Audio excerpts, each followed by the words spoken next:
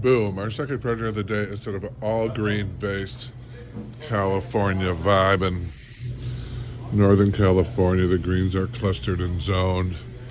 Few flowers added, that's it. That's mine.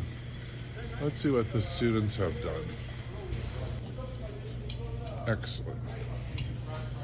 Keep spinning. Here's her peak. This is her third day of designing. And she does fabulous work already. Oh, wow. Look at this baby. Set it on the table. Right down low.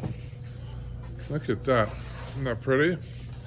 She even found a sprig of berries and popped it in there, which became like a bit of a focal point. It is very, very pretty. It's a little bit asymmetrical. Flowerschool101.com.